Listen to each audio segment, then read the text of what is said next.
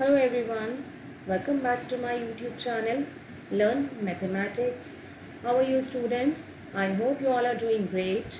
This is Rekha Chabra, your maths teacher. Students, please don't forget to like, share and subscribe this channel if still not done. And keep watching these videos on the regular basis.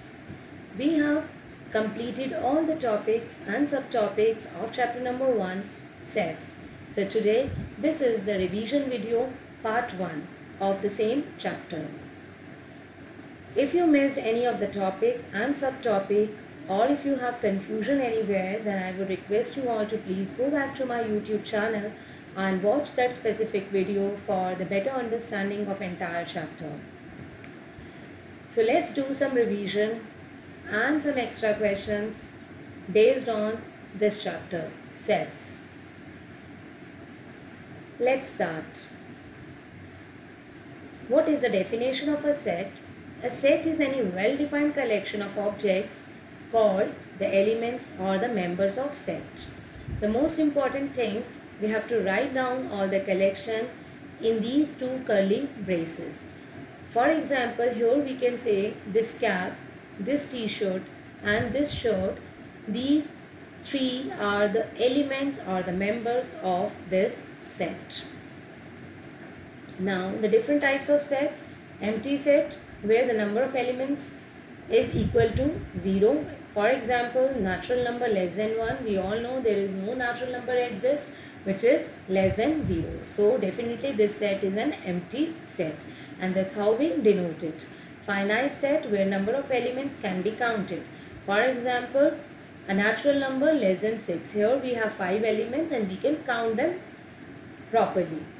Now infinite set where number of elements cannot be counted, or we can say the elements are infinite. For example, set of all natural numbers. We know natural numbers are infinite. Or else we can take set of real numbers. We can take set of integers and many more. So these are different types of sets.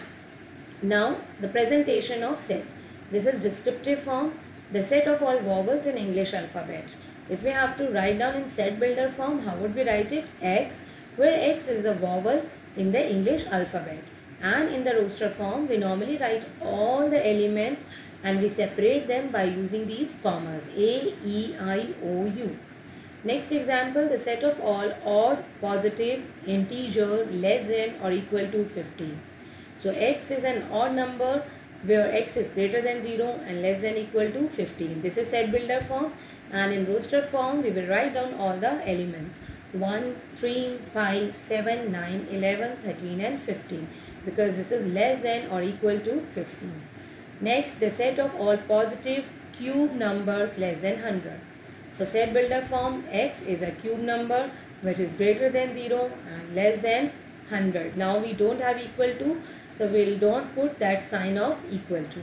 And in roster form, greater than 0, the first cube number is 1, and less than 100, the last cube number is 64. Now let's take some examples and let's discuss.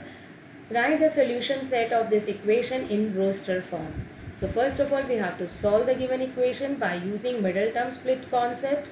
So we are getting x equal to 1 and minus 2, and we have to write down in the roster form. So we will put these two members, these two elements in these two curly braces, and this is the answer. Question number 2. Match each of the set on the left described in the roster form with the same set on the right described in the set builder form. So now let's see. 1 is already given here. 1, 2, 3, 6, 9 and 18. Here can we say x is a positive integer and it is divisor of 18. Yes, all the numbers are divisor of 18.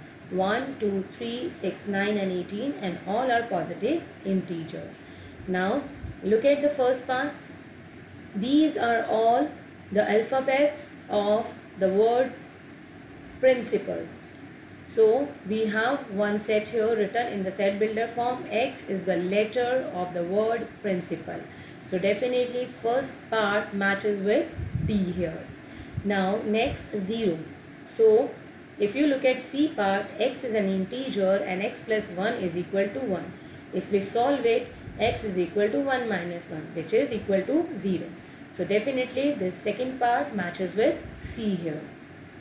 Next is 3 and minus 3, and here only 1 is left. X is an integer and x square minus 9 is equal to 0. So if we solve it, x square equal to 9, and when we remove square, we put plus and minus both. So 3 and minus 3. So 4 matches with B part. Let's take question number 3. State which of the following sets are finite or infinite. Here, if we solve this equation, x belongs to natural number and x minus 1 into x minus 2 equal to 0. You all will solve yourself. We will get x equal to 1 or x equal to 2. So it is finite or infinite? Definitely it is a finite set. Now x square equal to 4. So again, what is x? X is plus minus 2, but x belongs to natural number. So it means we have to take x equal to 2 only, because minus 2 is not a natural number. So again this set is a finite set. Here x belongs to n natural number and x is prime. How many prime numbers we have? We have infinite prime numbers. So this is infinite set.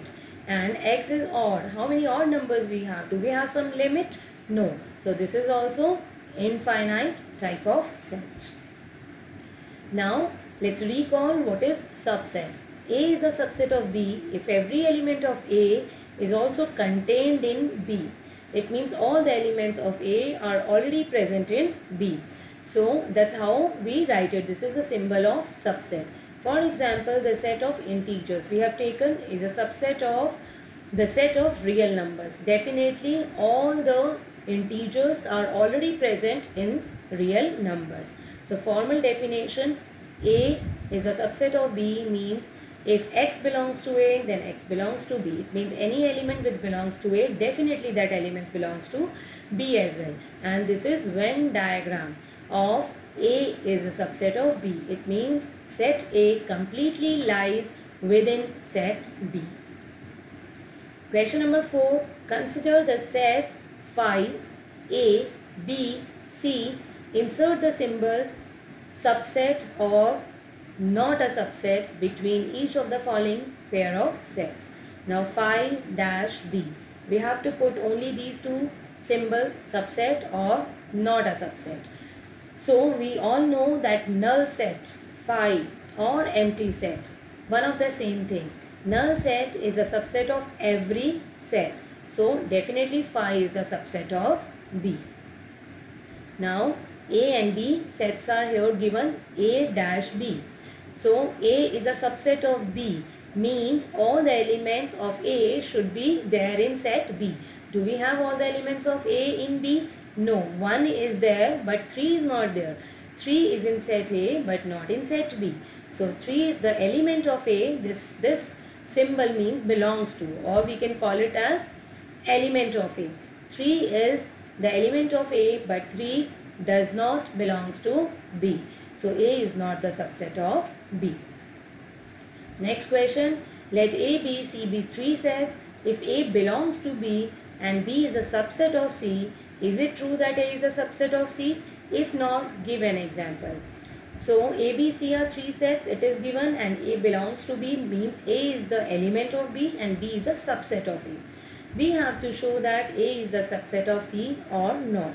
So we prove with the help of an example. Let's take set A as singleton set. Singleton set means where we have only one single element, 1.